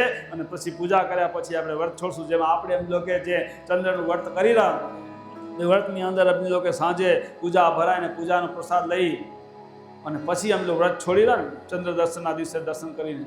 તો એવી રીતે એ લોકોએ આ રવિવારી એકાદશીનું નક્કી કર્યું. હવે નક્કી કર્યું પણ પૂજા એના કેના હાથે કરાવી, કયા સંતને તેડાવવા? કે ત્યાં હોતે દુર્વાસા ઋષિ હતા.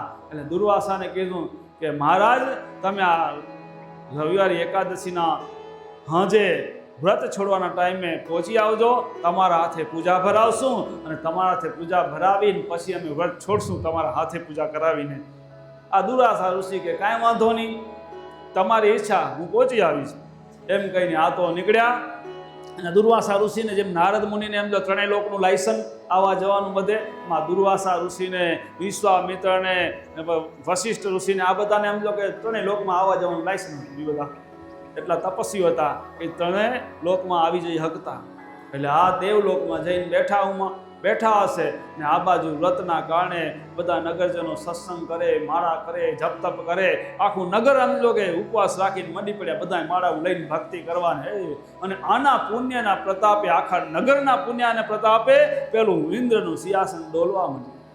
હવે ઇન્દ્રનું સિંહાસન ડોલવા માંડ્યું એટલે ઇન્દ્રએ વિચાર કર્યો, હવે કોણ આ મૃત્યુલોક ઉપર તપસ્વી પાક્યો કે મારું સિંહાસન ડોલે? કોઈ તપસ્યા કરે ને એમ તપસ્યા એનાથી વધુ થાય ને તો ઇન્દ્ર શું સિંહાસન ડોલે? આ કે એવો કોઈ મૃત્યુલોક ઉપર ભક્ત પાક્યો કે મારું સિંહાસન ડોલવા માંડ્યું? આ વાત કરતા હતા કે દુર્વાસા સીધું એવો કોઈ તપસ્વી નથી પાક્યો, પણ આ તો અમરીશ રાજાના નગરની અંદર અમરીશ રાજાએ બધા આખા નગરજનોને ફરજિયાત રવિવારી એકાદશીનું વ્રત કરાયું.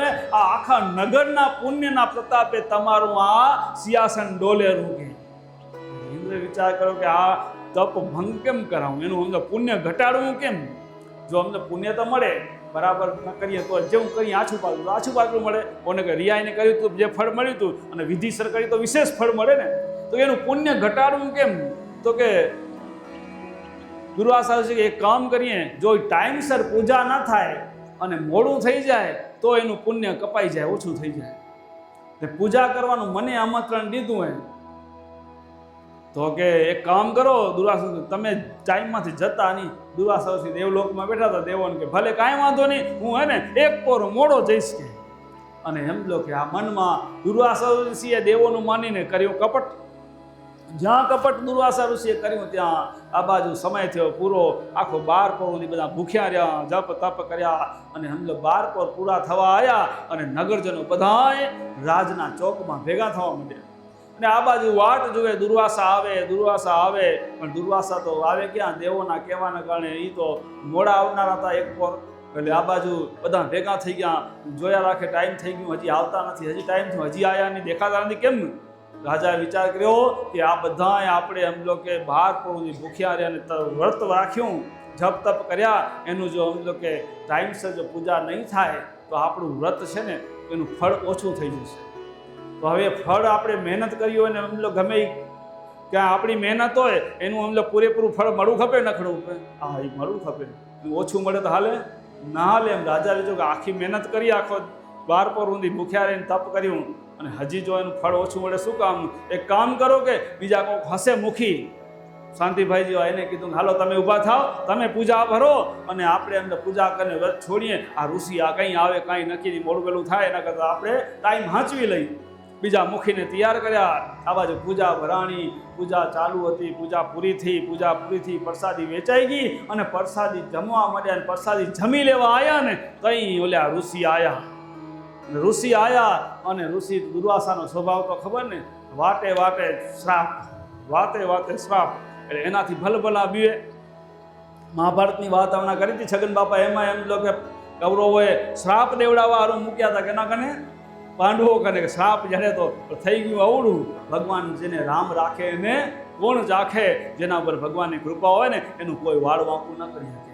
તો આ બાજુ દુર્વાસા ઋષિ પોતે મોડા પોતા અને જોયું કે પૂજા થઈ ગઈ, પ્રસાદી ખવાઈ ગયા, તો પાણી હવે વાટકા વિછડાય રહ્યા. અને રાજાને કીધું, રાજન તે મને આમંત્રણ દીધું તું પૂજાનું ને આ પરબારી પૂજા કેમ કરી કે દઈ સમલા તને શ્રાપ? અને આટલું શ્રાપ દેવાનું જ્યાં કીધું દુર્વાસા ઋષિએ ભગવાન વિષ્ણુને ક્રોધ આવ્યો કે આખો દી મારા ભક્તો હેરાન થયા, ભક્તિ કરી અને કપટ કરીને વળી શ્રાપ દેવાનું કીધું. ભગવાને ત્યાંથી ચક્ર મૂકી સીધું કે દુર્વાસાને નળી કાપી નાખી. નળી કાપવા માટે ટૂંકમાં સંસદાર ચક્ર આવવા માંડ્યું. એટલે દુર્વાસા જોયું આ કપટ મારી ભૂલે, નળી મારી કાપવા આવેલું એટલે સીધા ભાગા ત્યાંથી બચાવવાનું અને ગયા મહાદેવ કને કે મહાદેવ આ વિષ્ણુનું ચક્ર આવેલું, મને બચાવો કે. મહાદેવ કે મને હમણાં સમાધિનું ટાઈમ હમણાં મને ટાઈમ નથી કે એમાંથી, તો એક કામ કરો તમે જાઓ બ્રહ્માજી કને. ત્યાંથી મૂક્યા બ્રહ્માજી કને દોડતા પોતા દુર્વાસા બ્રહ્માજીને વાત કરી, બ્રહ્માજી બચાવો કે આ વિષ્ણુ ચક્ર આવેલો હમણાં જ મારી નળી કાપશે. ત્યારે કે એમાં હમણાં મને ટાઈમ નથી, આ સૃષ્ટિનું સર્જનનું કામ કરવું એ બધું હમણાં મારાથી નહીં થાય. એક કામ કરો જેને મૂક્યું એના કને જાઓ કે. ઘડી દોડતા વિષ્ણુ કને પોતા. વિષ્ણુ ભગવાન કે પ્રભુ કે આ તમારું ચક્રને રોકો, નહીંતર હમણાં જ મારી નળી કાપશે કે. ભગવાન વિષ્ણુ કે અંબરીશ મારો આત્મા દુર્વાસાએ ડૂબ્યો, ભલી ભમાડવા શીખ મેં શિર છેદવા મૂક્યું ચક્ર, કે તમે આ કપટ કર્યું, મારા ભક્તને તમે ડૂબ્યો, માટે આ તમને શીખ દેવા માટે ચક્ર મૂક્યું એ મારાથી હવે રોકાય નહીં, એ તમારી નળી કાપીને જ જશે. હવે તો કે એ પ્રભુ મારી ભૂલથી હું માફી માગું, મારી માફી નહીં, જેની ભૂલ કરીએ એના કને જા ને એની માફી માગને, ઈ કે રોકો તો રોકાય, બાકી મારાથી મારું ચક્ર બી રોકાય. હવે પાછા ભાગા ત્યાંથી અને આયા અમરીશ રાજા કને. અમરીશ રાજા, હે તમે સાચા ભક્ત હો અને ભગવાનના ચક્ર મૂક્યું મારી નળી કાપવા માટે, કેમ કે મેં તમારાથી દગો કર્યો તો, મારી ભૂલ હું કબૂલ કરું, માફ કરો ને આ ચક્રને રોકો. પણ જે એમ લો કે આખા નગરનું જે ભલું ઈચ્છતો હોય એ રાજા હોય કેવો, જે એમ લો કે નકો તો કહેશે કે એકાદશીનું વ્રત કરવાથી એટલું પુણ્ય મળેલું આપણે કરશું, પણ નહીં, હું એકલો નહીં, આખા નગરજન બધાને ફાયદો થવો ખપે. તો એ રાજાનું હૃદય કેવું હોય, દયાળુ હોય, નિર્મળ હોય. ને એ રાજાએ ત્યાં કીધું ચક્રને કે થોભી જાઓ, ત્યાં ચક્ર ઊભું રહી ગયું અને પાછું વળી ગયું એ રાજાના. તો એ જે ફળ આજે છે ને આજના આ જેમ આપણે શુદ્ધ બીજનું જે વ્રત મહાવ્રત અત્યારે આપણે જે વ્રત બતાવ્યું સદગુરુમાં છે, એ જ વ્રતનું ફળ એટલું ને એટલું જુગોજુગી ફળ એટલું જ મળેલું. પણ આપણે એમ તો નિયમસર જો વ્રત કરીએ તો એ દિવસે વ્રતના દિવસે હે ને પછી મારી તારી પંચાયત ઉપાધિ ઉતે બધી મૂકી અને એક જ હરિસ્મરણ કર્યું ખપે. એમાં આપણે એમ કરીએ ખરા મંદિરમાં ગયા તો મંદિરમાં અહીં એટલી વાર ઠીક છે બેઠા અહીં આગળ મુખી કહેતા ચોપડી વાંચતા હોય ત્યાં સુધી, પછી વળી ઘરે જઈ તો રસ્તામાં મંડી પડીએ કે ન એ ઓની વહુ આમ ને ઓની હાવ આમ ને ઓલ્યો આમ ને. એટલે ભાઈઓ એવા જો તમે અમને જ કહેરા ભાઈઓ વળી બીજે મંડ્યા પડે હોય કાંક બધા. તો હવે એ પછી એમ લો કે ક્યાંથી ફળે? જો પૂરેપૂરું પુણ્ય જોઈતું હોય તો નિર્મળ હૃદયે એ વ્રત જો કરવામાં આવે તો પૂરેપૂરું ફળ તો મળે. તો આપણે થઈ જાય કે ન થઈ જાય મારી તારી? હા, મૌન રખાય, પણ મનમાં પાછું ના આવું ખપે, મનને શુદ્ધ ખપે ને એના હારું પાછો આહાર શુદ્ધ થાય ને તો જ મન શુદ્ધ થાય. આ બીજા આગળના બધા નિયમો પાડો તો મન શુદ્ધ થાય. નકો મોઢેથી કદાચ મારી તારી ન કરો, મનથી મની પડે. દેખાતા નથી, આજે વાળીએ ગયા પાંખી રાખીએ તો માય મન મની પડ્યું હોય હારું, સમજ્યા? મન મની પડ્યું હોય. આ બાજુ અંતરયાત્રા મૌન સાધના ને એમાં અંદર બેઠા હોય ને એ પહેલા વહેલા જાય ને, પહેલું વહેલું તો મન તોફાન કરે. એમાં કાકા સાહેબ નથી, કાકા અમારા 7 હપ્તા બેઠા હતા. તો એ 7 હપ્તા બેઠા હતા બાપો. તો બાપો કે 21 દી સુધી તો મારું મન કે તોફાન કરે કે એ વાડીએ જાય ને એ છોરા શું કરતા હશે ને. પછી એમ કરતા કરતા મને એમ થાય બહાર નીકળી જાઉં. પણ મેં કીધું નથી નીકળવું, નથી કરવું. 21મે દિવસે બાપો કે મારું મન શાંત થયું. પછી અમે લોકો શાંતિથી મન લાગ્યું ભગવાનના નામમાં. 21 દી સુધી તો મન દોડ્યું. તો હવે વિચાર કરો કે આપણું મન એમ લો કે 12 મહિનામાં એકવાર વ્રત આવે તેથી 1 દીમાં મૌન રાખો તો હખણું રહે ખરું તમારું? મનથી પણ દોડમ દોડ કરો તમે બધા. ભલે બેઠા એક મંદિરમાં હો પણ ક્યાંય આટા મારી આવો, કેના ઘરે ને કેની વાડીએ ને બધે અડોસ પડોસ બધે જઈ આવો. એટલે આવું નિર્મળ હૃદય કરવું હોય તો આગળના બધા નિયમ જો હોય આપણા જીવનની અંદર ત્યારે એવું આપણું મન બને. અને પછી તમે જે એમ લોકો ઉપાસના કરો કે વ્રત કરો એ તો બરાબર ફળે. તો આપણે એના માટે આ કરવાનું હે. તો આપણે આ હૃદય શુદ્ધ કરવાનું, આહાર શુદ્ધ ને બધું શુદ્ધ. હવે સમજો કે આહાર શુદ્ધમાં તો હવે ગચ બધું કહેવા જેવું આવે કે એમ જો બજારનું ખવાય નહીં. એટલે બજારનું ખવાય પણ જે કોરું આવે એ આવે ને ઘરે રાંધેલું. બજારમાં રાંધેલું જે આવે પ્રોસેસ કરેલું, કમ્પ્લીટ કરેલું, પેકિંગ કરેલું એનો ભરોસો થાય નહીં. એ બધું કેવું ને કેવું આવે. એ અમે તળેલી વસ્તુ આવે તો એ ચોખ્ખી ન હોય. એમાં આમ લો તેલ વાપરે કે શું વાપરે ભગવાન જાણે. હમણાં બધા અમે એમ લો કે એક ભાઈએ મને ડૉક્ટરે જ ના ભાઈ મેડિકલવાળા ભાઈ એક વિડીયો મને મોકલ્યો. એમાં બધું કે આ ખાવાની વસ્તુ જે તળેલી આવેલી એમાં પામોલીન પહેલાં વાપરતા, હમણાં પામોલીનની અછતે. તો કે હવે એના બદલામાં ઓપ્શન કાઢ્યું કે મટન ટેલો અને જિલેટિન એ બધું વપરાય તળવામાં. હવે એ બધી એમ લોકો ન ખાવાની વસ્તુ એમાં વપરાય. હવે એ એમ લોકો આપણે પેકિંગવાળા આવે ને બધા ખાઓ, એના વિચારો શુદ્ધ થાય ખરા? પેલો આહાર શુદ્ધ થશે તો જ સમજી લો કે વિચાર શુદ્ધ થશે. માટે પેલો આહાર શુદ્ધ કરો, પછી વિચાર શુદ્ધ કરો. એટલે આહાર બધાએ કાનનો, આંખનો અને આ મોઢાના બધા આહાર શુદ્ધ કરવા પડશે. તો જ મન આપણું નિર્મળ થશે. અને પછી તમે વ્રત કરો તો સમજો કે જે અમરીશ રાજાના વખતમાં ફળ મળતું હતું એ ફળ તો તમને મળે, નહીતર મળે નહીં. આપણે ખાલી વેઠ હોતા નહીં કે ફોર્માલિટી કરવાથી કંઈ પતે નહીં, પણ રિયલમાં આપણું હૃદય પણ એવું ભગવાનમાં રંગાયેલું હોવું જોઈએ. તો એ વ્રતનો મહિમા આટલો હોય ને બધા કરતા હસો. પણ આજકાલ ઘણા કરે તો શું વાડી આટા દી આવે, એવું આટા દી આવે ને એમ લોકો ગામમાં પાંખીઓ પહેલા રાખતા હોય, પાંખીઓ રાખો રા, પછી બધા આખું ગામ બેહે. છોરા ના હોય, મોટા મોટા હોય. છોરા હોય તો એ છોરાઓ ક્યાં જાય? પાંખી હોય તો બધાને બે વાર તો પાંખી રાખી. પાંખી એટલે રજા બધા કામની, કે બધા એમ લો કે સત્સંગમાં બહી શકે, બધા હરિસ્મરણ કરી શકે. તો આ બધું એટલા સારું. છોરાઓ ઉપર માં ટક એટલે કે છોરામાં ધ્યાન રાખો, નાનપણથી સંસ્કાર દો તો બેહે, નકો પછી બેહે નહીં. નકો મોબાઈલ ખેડીને ઘરે બેઠા હોય, ડોવા ડોવા મંદિરે બેઠા હોય અને છોરા ઘરે બેઠા હોય મોબાઈલ ખેડીને. સાચી વાત કે આવું થાય ને? તો આ નાનપણથી છોરામાં ધ્યાન દેજો. નહીં દો તો આ ઉપાધિ ઊભી છે. અને તો આપણું આ વ્રત કે જે કંઈ તપ કે જપ કરશું એ પરિપૂર્ણ તો ફળશે, નહીતર ફળશે નહીં. તો હવે પછી એમ લો વ્રત પછી આવે ઉપાસના. તો રોજ ઉપાસના કરવાની કીધી. તો આપણા વિચારો એમ લો કે ભગવાનથી જોડાયેલા રહે, એટલે સતત આપણે એમ લો ઉપાસનામાં ધ્યાન રાખવું. તો ઉપાસના આપણે ઓછામાં ઓછી કેટલી વખત કરવી? સદગુરુમાં કીધું હે, ઉપાસના એટલે વખત કે વખત. વખત જેને આપણે કહ્યા, વખત કેટલા કીધા હે? 4. અને 4 બધા કરતા હશો, કેમ કે સત્પંથી હોય તો કરતા હોય ને. ખેલેરા પણ કે હા નથી વાળતા. હવે 4 વખત કરવાનું કીધું હોય, અને કયા કયા વખત, કયો કયો સમય? તો સંધ્યા સમય જે થાય એ 4 સંધ્યાઓ કીધું. વખત એટલે 4 સંધ્યાઓ. એ 4 સંધ્યાઓ તો કેની બતાવી? તો એ 4 સંધ્યાઓ બતાવી આપણે, જેને કહેવાય 4 જુગની. પહેલા કરતા યુગના ભૂલ્યા જીવતે, બીજા ત્રેતા યુગમાં આવી મળ્યા, બીજા ત્રેતા યુગના ભૂલ્યા જીવતે, ત્રીજા દ્વાપર યુગમાં આવી મળ્યા, ત્રીજા દ્વાપર યુગના ભૂલ્યા જીવતે આજે કળયુગમાં આવી મળ્યા. આ બધા ભૂલ્યા જીવ આપણે બધા રખડતા રખડતા કળયુગ સુધી પહોંચ્યા. હજી આપણો ઉદ્ધાર કરી શક્યા નહીં, ધક્કા ખાતા ખાતા. તો આગળ એમ જો કે કાચું પાકું થયું હોય તો આ 4 સંધ્યાઓ 4 જુગની બતાવી સદગુરુમાં. એ 4 યુગની 4 સંધ્યાઓ બતાવીએ કે પહેલા યુગની અંદર વધઘટ થયું, ઓછું વધુ થયું હોય તો એનું ભરપાઈ કરવા માટે સવારના પોરની પહેલી સંધ્યા કીધી. એ પહેલી સંધ્યા છે એમાં આમ લોકો નિયમિત તમે જે સંધ્યા બતાવી હોય, જે કંઈ મંત્ર તંત્ર બધા મંત્ર કરવાની, પ્રાર્થના કરવાની, અને માળા ગુરુમાં જે બતાવ્યું ધ્યાન કરવાનું બતાવ્યું હોય એ પહેલી સંધ્યા કરો. તો જે પહેલા કરજા યુગમાં આમ લોકો જે કંઈ ભક્તિમાં આમ ઓછું પણ થયું હોય એમાં આમ ભરપાઈ થતી આવે. બીજી સંધ્યા બપોરની 12 વાગ્યાની 12 થી 1 મધ્ય બપોર જે એકદમ દી તપ્યો હોય તઈ બરાબર સૂરજ માથામાં થયો એ વખતે.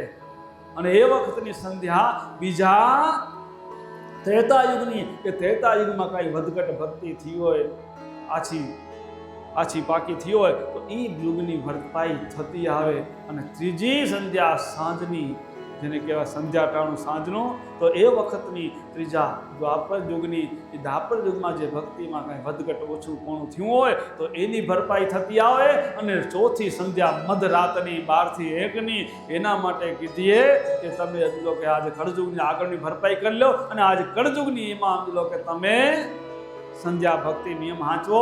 તો તમે એને કીધું અમર વેળા આવી મુનિવર જાગો રે. મધરાતે અમરવાળા એટલે કીધીએ કે એ વખતે એમ લો કે હવે અમરત્વને પામવું હોય તો આ ચોથા યુગની અંદર આ 4 કરો તો આગળનું ઓછું થયું હોય એ બધી ભરતાઈ થતી આવે અને અમરત્વને પામી જાઓ. અને અમર ભગવાનનું જે કે અમરધામ કહેવાય એ અમરધામને પામી શકાય. અમરાપુરમાં તો પહોંચાય. કીધું હોય સદગુરુ શિખામણમાં કે અમરાપુરમાં માલશો ને અનંત કલ્પના ફળ ભોગવશો ને. તો એ બધું અમરા પર જમવું હોય તો આ 4 સંધ્યાઓ બતાય. ભાઈ આ 4 સંધ્યાઓ બતાવ્યું, આ તો થઈ કે ખર્યું હોય? હા નહીં કરે. કામ કરીએ, થાક્યા પાક્યા હઈએ કહીએ કરીએ. તો એના માટે ઉપાય બતાવ્યો. આમ તો કરવી જ પડે, પણ છતાંય કેમ કે હવે જુવાનીમાં કામે કરવું પડે, ધંધો કરવો પડે, બધા સાચવું પડે. એ કોણ કરી શકે કે આ બધા એમ જો કે જે બાપાવા ખુરશીમાંથી બેઠા ને એ કરી શકે. કેમ કે એ તો બધા ખાટલે પાટલે હોય અમારા ગોળે, સાધુન ગોળે. અમે ખાટલે ને પાટલે, બીજું કાંઈ ધંધો નહીં અમને. આવે એને સમજી લો કે પ્રવચન કરવાનું, સમજાવવાનું, ભૂલું કાઢવાનું બીજાની, એ કામ અમારું. બાકી એમ તો ધંધો કાંઈ નહીં, ભૂલું જ કાઢવાની બીજાની.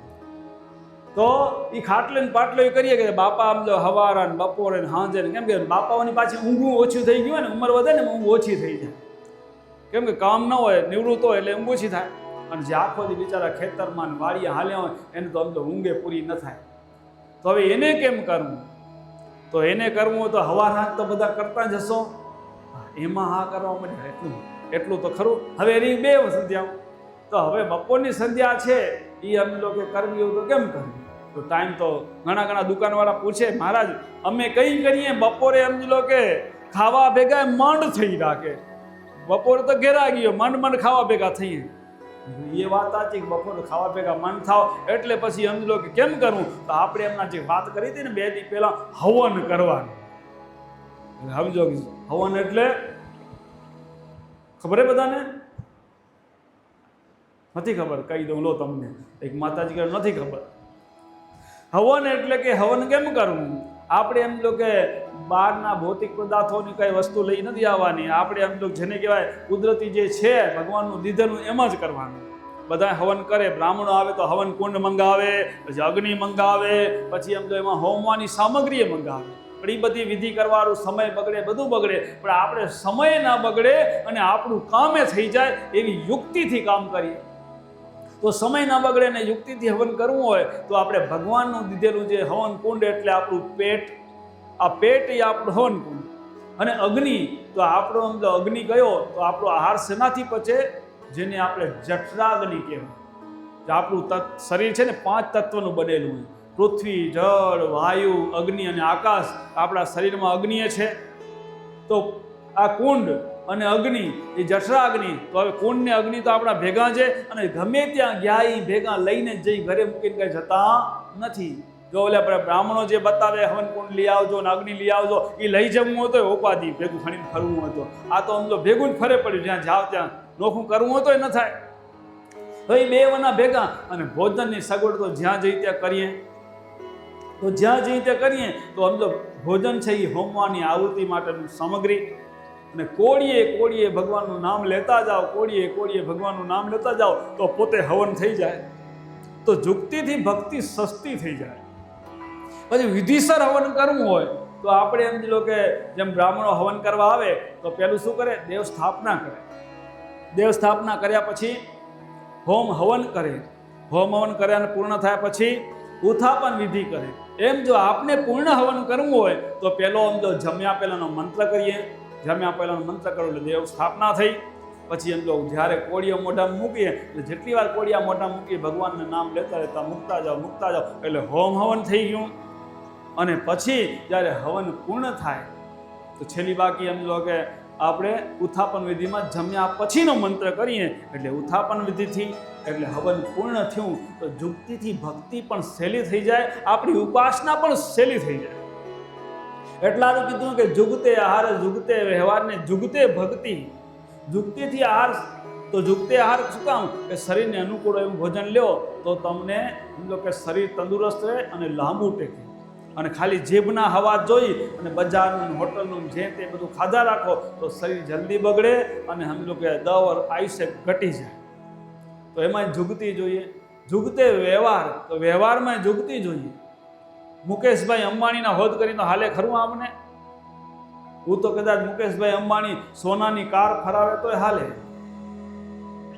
પણ આપણે સમજી લો કે એની દેખાદેખી કરવાની શું થાય? લાંબા ભેગો ટૂંકો જાય તો મરે નહીં તો માંદો થાય. તો આપણે એમ લો કે આપણી પહોંચ પ્રમાણે કરી તો વાંધો આવે નહીં. તો આપણે જે વ્યવહાર કરીએ તો પહોંચ પ્રમાણે કરવો. જુગતે આહાર, જુગતે વ્યવહાર ને જુગતે ભક્તિ. ભક્તિમાં જુગતી જોઈએ. ને એટલા સદગુરુએ કીધું હોય ને દીવાજોતના મંત્રમાં, ગુરુ દીવો, ગુરુ દેવતા, ગુરુ વિના ઘોળંતકાર, ગુરુ વિના જુગતી નહીં. આ જુગતીથી ભક્તિ સરળ થઈ જાય. નકો આપણે કાંઈ સમજી લો કે 24 કલાક જેમ જોગીઓ જંગલમાં બેઠા એ સમાધિ લગાડીને હિમાલયમાં ને ગિરનારમાં, એમ કાંઈ આપણે બૈયકશું નહીં. કેમ કે આપણે પરિવારનું, ઘરનું અને ખેતરવાડીના બીજા બધા જે કામ હશે વ્યવહારના, એ બધા પછી હગાવાના પ્રસંગો બધા સાચવવા પડશે. અને એમાં રહીને ભક્તિ કરવી હોય તો જુગતીથી ભક્તિ સરળ થઈ જાય. તો આ મેં ભાઈને કીધું કે જમવા ભેગા મંડ થઈ રહ્યા. દુકાનવાળા ભાઈ કહેતા હતા જમવા ભેગા તો થાવ તો રા ને, તો જમતે જમતે સમજો તમારું વખત કરી લેવાનું. શું થાય? થાય કે ન થાય? જમવા તો બેન ગમે એમ કરીને વારા ફરતી બેહે, પણ બેહે તો ખરો. તો આમ કરો, તમને ટાઈમ ન જડતું પણ ગમે એમ કરવું તો પડશે. કર્યા હોય કાંઈ મળતું નથી, કરેલું કદી ફોગટ જતું નથી. તો આપણા જે કર્મને જે ભક્તિ બનાવી, સાંજે એમ લોકો જુવાની આ ના ઉઠી શકતા હોય તો સાંજે છેલ્લી બાકી હોતા પહેલાં મોબાઈલ જોવાની ટેવ બંધ કરી અને છેલ્લી બાકી વખત કરીને હોવાની ટેવ પાડો. જમા કરાવી દો પહેલું. જો આપણા સંપ્રદાયમાં એક ઓલી સિસ્ટમ કે જે વડીલો હોય અને વડીલોને એમ થાય કે હવે આપણા વાંય દીકરાઓ કેમ કરશે, એટલે વાંય હાથ ખુલ્લો કરશે કે આમ ટૂંકો રાખશે. પછી માવતર એમ લો કે દેવલોક પામે તે પછી છોરાઓ પાછળ નિયાણા શિયાણા દાનપુન કરે માવતરના નામે. પણ છોરામાંથી એમ થાય કે છોરા કરશે કેવું, બરાબર કરશે કે નહીં. તો પછી માવતરને જીવતે જુગતિયું કરાવે. સાંભળ્યું તો છોરા તો કરે પણ એમ લો કે આછું પાતળું કરે, પણ માવતરને એમ કે મને એકદમ બરાબર કરવું હોય તો પોતાના હાથે જુગતિયું કરાવી અને નિયાણા શિયાણા હગા વાલા ગામનાને તેડાવી અને જમણવાળો કરી બધાને જમાડે અને પોતાના હાથે જે કંઈ દાનપુન કરવો એ કરી અને પૂજા ભરાવી અને બધા ગુના ઉતરાવી નાખે. એટલી વિધિ પોતાના હાથે કરાવી લે. બાકી તો સમજી લો કે ભાવની ક્રિયા તો શું હોય, દીકરો ગમે એવો હોય તો સમાજની શરમે કરાવે ને. બાકી દાનપુનમાં પછી શરમ ના લેવું, એમાં તો સમજો આગ પાછું જેમ મજા આવે એમ કરે. પણ આ તો કરાવવું પડે શરમમાં. એટલે બાપાઓ જુગતિયું એડવાન્સમાં જમા કરાવીને એમ હાજે હોતા પહેલાં મોબાઈલને મૂકી દઈ અને હાજે વખત કરી ભગવાનનું સ્મરણ કરતાં કરતાં હોઈએ તો થાય કે ન થાય. અને જ્યારે પછી એમ લો રિટાયર થઈએ તો એ પછી બરાબર એમ લો કે આ બાપા માથે બેઠા ને ખુરશી માથે, એ જેમ વખત 4 ટાઈમ કરેલા ને એમ કરવાનું. એટલે આપણે તો શું ભરોસો રાખીને કરતા હશે, ગેરંટી તો કેની ન લેવા કળજુગમાં. કેમ કે સતપંથી એ બાપા હોય, ટોપી પહેરેલી હોય, માથે ધોળ્યું એકદમ ટનાટન, એટલે કરતા હશે. તો આવી રીતે આપણે તો જેમ ઉંમર પ્રમાણે જીવનનું બધું સેટ થઈ જાય તો હાજે મોબાઈલ જોતાની ઘણી ટીવી અમારે કાંઈ આવે રાવ, એટલે અમને ખબર હે કે માયમાં બીજી દીકરી કહેતી હોય મહારાજ મોબાઈલે અમને હરખો રાખવો પડે. હા છોરાઓ, મોબાઈલ અમને હરખો રાખવો પડે કે એમ જોતે જોતે પડી જાય એ ખબર ન હોય, તઈ ઊંઘ આવી જાય. એટલે આજે એવો રસ છે મોબાઈલમાં, એવો રસ જો ભગવાનમાં આવી જાય તો બેડો પાર થઈ જાય. હવે હરિનો રસ એવો ખપે જેવો મોબાઈલનો રસ છે એવો. છોરાઓ બહુ ઉપાય મોરકેરા. હવે રસ બદલાવી નાખજો. મોબાઈલના રસમાંથી હરિનો રસ કરી નાખશો ને તો આપણું જીવન સફળ થઈ જશે. એટલે મોબાઈલના રસમાંથી હરિનો રસ, સમય તો સમજો આપણો 24 કલાક છે, એ 24 કલાકમાં જ બધું કરવાનું છે. તો આપણે આટલું પરિવર્તન કરી નાખીએ તો આપણું જીવન સફળ થઈ જાય. તો ઉપાસના તો 4 ઉપાસનાઓ જે વડીલો હોય, જે એમ લો મોટા હોય કરી શકે. જુવાનો આવી રીતે જુગતીથી કરે, થાય કે ન થાય? હુવા ટાણે કરતે કરતે હું, ભગવાનનું નામ લેતે લેતે હું, વખત કરીને હું, બપોરે જમતી ટાણે કરી લઉં, સમય મળે તો નિરાંતે કરી લઉં, ને હાંજે વાર તો બધા કરતા હસો. 4 વખત થઈ ગયા ને થઈ ગયા. પહેલાં કરતા યુગનું, બીજા તેતા યુગનું, ત્રીજા દ્વાપર યુગનું, આજે કળયુગનું, બધા થતા જાય. અને આવી રીતે જુગતીથી ભક્તિ સરળ થતી જાય. અને આપણો જે ટાઈમ મળે કામમાં બાકીનું તો ભગવાનનું નામમાં ટાઈમ રહી જાય. એટલે મારી તારીનું થાય નહીં, બાકીનું વખતમાં હાલ્યું જાય. હા જે પરવારે પછી શું કરે, પછી હુવાનો ટાઈમ થાય તો મોબાઈલને બદલે વખત કરવા માંડે. અને મારી તારી એ ન થાય. બપોરે જો ટાઈમ જડે આગળના તો રસોડામાં લુગડામાં હાલે, બાપા ભાઈઓ ધંધામાં હાલે. એટલે ટાઈમ આપણું મારી તારીનું પછી ઓછું જડે. એટલે કર્મમાં બંધાઈએ ઓછા. એટલે જેમ બને એમને પછી આગળ શોર્ટકટમાં તો કીધું છે શિક્ષાપત્રીમાં કે શિખામણ પૂછે તેને સાચી દીજીએ, નહીં તો લઈ માળાને હરિનું સ્મરણ કીજીએ. એટલે કે જે કંઈ સમય મળે ને એ ભગવાન માટે જ કાઢવાનો. બાકી તો સમજો કે ટાઈમ પાસ કરવું હોય તો ભગવાનમાં જ કરવાનું, પણ એ તારીખે મોબાઈલમાં કરવું નહીં. જો આવું જીવન બનશે તો આપણી ઉપાસના સફળ થશે, અને તો આપણા મનુષ્ય જન્મનો જે ધ્યેય લક્ષ્ય એ તો સફળ થશે. હવે મનુષ્ય જન્મનો ધ્યેય તો ધ્યેય શેનો હોય તો પરમ તત્વ પરમાત્માની પ્રાપ્તિ માટે આ મનુષ્ય જન્મ મળ્યો હોય. પરમાત્માએ 1,84 જાતના જે શરીર આપને ભગવાને આપ્યા હે, એમાં જો ઉત્તમમાં ઉત્તમ દેહ હોય તો મનુષ્ય દેહ, અને આ મનુષ્ય દેહ જ મુક્તિનો દ્વાર હે. બીજા શરીરથી મુક્તિ મળશે નહીં, બીજા શરીરથી આવાગમનના ફેરામાંથી છૂટાશે નહીં. તો આ મનુષ્ય દેહ બધાથી ઉત્તમમાં ઉત્તમ દેહ મળ્યો હોય. તો આપણા જીવનનું લક્ષ્ય પરમાત્મા પ્રાપ્તિ હોવું જોઈએ. આપણા કલ્યાણ માટે આ મનુષ્ય દેહ ભગવાને દીધો હોય. એટલે કીધું કે હરિ કૃપા તવ જાનીએ દે મનુષ્ય અવતાર, અને ગુરુ કૃપા તવ જાનીએ છોડાવે સંસાર. આગળનું તો બરાબર હતું, વાંધો નતો, પણ વાય વાળી ઉપાધિ તો હરિ કૃપા તબ જાનીએ દે મનુષ્ય અવતાર. તો મનુષ્ય અવતાર તો આપણે મળ્યો હોય એટલે ભગવાનની કૃપા તો છે જ આપણામાંથી નક્કી. હવે ગુરુની કૃપા, તો ગુરુની કૃપા એને કહેવાય કે છોડાવે સંસાર. એટલે કે સંસારમાં જે મન આપણું પ્રપંચમાં જે ફસાયેલું હોય, મોહમાં ફસાયેલું હોય, ખાવાની વાસના, જોવાની વાસના, બધી તૃષ્ણા કહેવાય. આજે આ હોય તો મજા આવે ને આજે હોવું હોય તો મજા આવે. જે આ જગતના મોહમાં ફસાયેલું હોય મન, એમાંથી વાળી અને ભગવાનમાં જોડવાનું કામ એ ગુરુનું. એટલે બધામાંથી મનને વાળીને ભગવાનમાં જોડી દેવું. તો આપણો જે ધ્યેય છે એ સમજો કે તો મનુષ્ય જન્મનો ધ્યેય જે લક્ષ્ય છે પરિપૂર્ણ થશે. અને મનુષ્ય જન્મનું લક્ષ્ય આપણે પરમાત્મા પ્રાપ્તિ જ હોવી જોઈએ.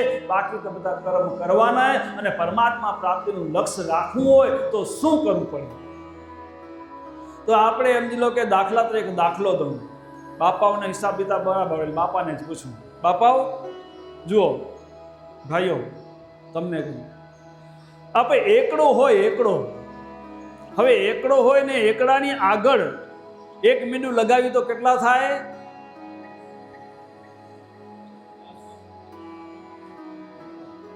એકડાની આગળ એક લગાવવાનું, પાછળ નથી કીધું. હા, આ જો ડોક્ટર કહેરા કે એક જ થાય. હાલો ને એક મીંડું બીજું દઈ દઈ, એકડાની આગળ 2 મીંડા લગાડી દો તો કેટલા થાય? હાલો 3 લગાડી દઉં, આપને દાતારી જ કરવી ને તો એક જ. હાલો 4 મીંડા, 5 મીંડા, તો બામાં ભાઈઓ કે એ તો એક જ. કિંમત વધતી 5-5 મીંડા દીધા તો એક જ. હવે એટલું ખાલી કરીએ તો આ એકડાની આગળ 5 મીંડા રાખ્યા તો એકનો એક, અને ઈ હવે એકડાને મોર કરીને મીંડાને 5 ને પાછળ કરી નાખી તો કેટલા થાય? એક તો કે 1 લાખ થાય. કે મીંડા ઈના ઈ, એકડો ઈનો ઈ, અને જો મીંડા મોર થાય તો કિંમત હતી ઈ ને ઈ, અને એકડો મોર થાય અને મીંડા પાછળ થાય તો કિંમત લાખ ગણી થઈ જાય. તો આપણે અંદરો એકડો કોણ? તો એકડો ભગવાન, અને મીંડા ઈ માયા હે. તો આપણે અંદરો કે માયાને મોર કરશું અને ભગવાનને જો વાંય રાખ્યા તો આપણી કિંમત હતી એવી ને એવી રહેશે. 1,84 ના ફેરામાં રખડવું પડશે. અને જો આપણે સમજી લો કે કિંમત આપણી વધારવી હોય તો આપણે ભગવાનને મોર કરવા અને માયાને પાછળ રાખવી તો આપણી કિંમત પણ વધી જશે. માટે સમજો મીરાબાઈએ ભગવાનને આગળ રાખ્યા હતા, માયાને પાછળ રાખી. નરસિંહ મહેતાએ ભગવાનને આગળ રાખ્યા, માયાને પાછળ રાખી. ભાભારામે ભગવાનને આગળ રાખ્યા, માયાને પાછળ રાખી. કીકીબાઈએ ભગવાનને આગળ રાખ્યા, માયાને પાછળ રાખી. નાયાજીએ એમનો ભગવાનને આગળ રાખ્યા, માયાને પાછળ રાખી. અને જે મહાપુરુષો પાકી ગયા એ બધાએ સમજી લો કે માયાને પાછળ રાખી અને ભગવાનને આગળ રાખ્યા. તઈ આજે એને માથા નમાવી દા અને આજે શ્રીફળને ધજાવું એટલે ચડે રહ્યું. તો આપણે પણ આપણા જીવનમાં આપણી જો કિંમત વધારીને જવું હોય તો આપણે ભગવાનને મોર રાખજો અને માયાને પાછળ રાખજો, તો પોતે આપણી કિંમત વધી જશે. તો આપણે ભગવાનને પાછળ રાખી રહ્યા અને માયાને મોર રાખી રહ્યા ને એટલે આપણી કિંમત થતી નથી. કઈ પ્રસંગ આવે, એવું આવે, વેવાઈવાળા આવ્યા હોય ને તો મતલબ વેવાઈ આવ્યો તો મંદિરે જવાનું કેન્સલ થઈ જાય. તો શું માયા મોર થી ને ભગવાન પાછળ રહી ગયા. આપણે માયાને એમ લો કે મોર કરી, વેવાઈ આવ્યા હાલશે આજે. અરે ભાઈ હું મંદિરનો ટાઈમ તો જવું રહ્યો, વેવાઈ હાલશો? હાલે તો ભલે, ના હાલે તો બેઠા હોય. થાય કે ના થાય? તો તેથી કેન્સલ કરી નાખીએ. હવે કેરા બધા ભાઈઓ એની કેન્સલ વેવાય કે કોણ બે કે આમ જ લો કે મીરાબાઈ કદી એમ કર્યું ના, એનો સમય વખત બધા એને હાંચવ્યા.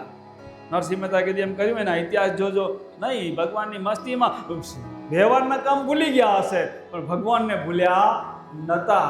માટે આજે એની કિંમત આવી. માટે ભગવાનને મોર રાખવા, માયાને પાછળ રાખવી. ભગવાન હશે ને તો માયા પોતે દોડતી આવશે. કેમ કે એને ભગવાન છે ને, ભગવાનની આ માયા હે ને ભગવાનના ઘરવાળા હે. હવે ભગવાન ધણી જાતે માયા પોતે હાલી આવે કે ના આવે? માયા વાય દોડો તો ભગવાન કહે છે ભલે દોડે પડે, માયા તો મારા કને જ આવનારી પાછી.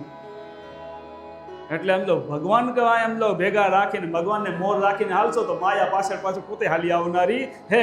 અને આપણી કિંમત તો વધશે. તો આપણું લક્ષ્ય જીવનનું પરમાત્મા પ્રાપ્તિ રાખવાનું. અને જે કંઈ સમજ લો કે માયા છે એ માયા કંઈ ભાગી જનારી નથી. ભગવાનને ભેગા રાખીને દરેક કામમાં ભગવાનને ભેગા રાખી કામ કરી, હાલતા ચાલતા બેઠતા ઉઠતા ભગવાનને ભૂલીએ નહીં અને કામ કરતા જાઓ. અને સમય મળે ત્યાં ધ્યાનમાં સમરણમાં બેસી જાઓ તો આપણી કિંમત પોતે વધી જશે.